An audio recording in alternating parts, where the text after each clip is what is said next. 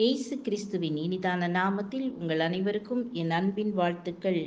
இன்றைய நாளுக்கான வேத வசனம் சங்கீதம் 149 4ஆம் வசனம்.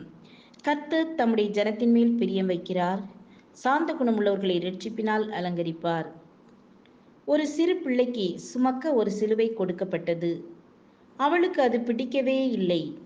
எல்லாரும் சிலுவை சுமக்க வேண்டும் என்று அவளுக்கு நன்றாக தெரிந்தாலும் அவளுக்கு அந்த சிலுவை விருப்பமே இல்லை.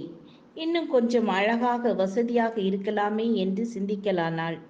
ஒரு நாள் இயேசு அவளுக்கு காட்சியளித்து அவளை பரலோகத்திற்கு அழைத்து சென்றார்.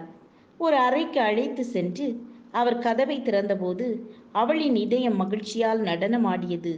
உள்ளே பலவிதமான சிலுவைகள் இருந்தன. உனக்கு எந்த சிலுவை வேண்டுமோ அதை நீ எடுத்துக்கொள்ளலாம் என்றார் இயேசு. உள்ளே சென்று சுற்றி வந்து ஒவ்வொரு சிலுவையாக பார்வையிட்டாள். பழ பழவென்று ஜொலித்த விலையேற பெற்ற கற்கள் பதிக்கப்பட்ட சிலுவை ஒன்றின் மேல் அவளது பார்வை விழுந்தது. சுமக்க இது அருமையாக இருக்கும் என்று சொல்லிக்கொண்டே அதை கையில் எடுத்தாள்.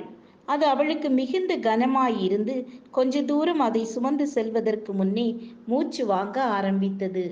ஆகவே அதை வைத்துவிட்டு வேறு ஒன்றை எடுத்தாள். அது கவர்ச்சிகரமாகவும் வண்ணமயமாகவும் இருந்தது.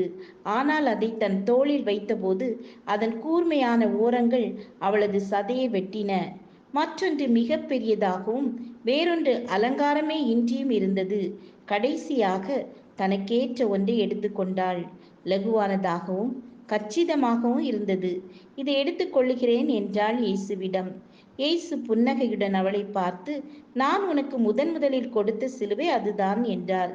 இந்த சிறுமியைப் போலத்தான் நாமும் பல நேரங்களில் இயேசு நமக்கென்று கொடுத்திருக்கும் ரட்சிப்பை வேறு எங்கோ அல்லது வேறு நபரிடமோ தேடிக்கொண்டிருக்கிறோம்.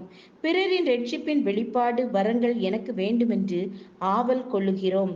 நம்மை ரட்சித்த ஆண்டவருக்கு தெரியும் நமக்கு எது சரியான வரம், அலங்காரம் என்று. அவர் அலங்கரித்த அழைப்பில் நாம் நிலைத்து நிற்போம். ஜெபிப்போமா? கிருபையும் இரக்கம் நிறைந்த கர்த்தாவே, எங்களை இதுவரை பாதுகாத்ததற்காய் ஸ்தோத்திரம். ஆண்டவரே, உடைய இரட்சிப்பின் அலங்காரத்தால் எங்களையும் அலங்காரித்து நிலைநிறுத்தி அருளுங்க. இயேசுவின் நாமத்தில் பிதாவே, ஆமேன் ஆமேன். God bless you.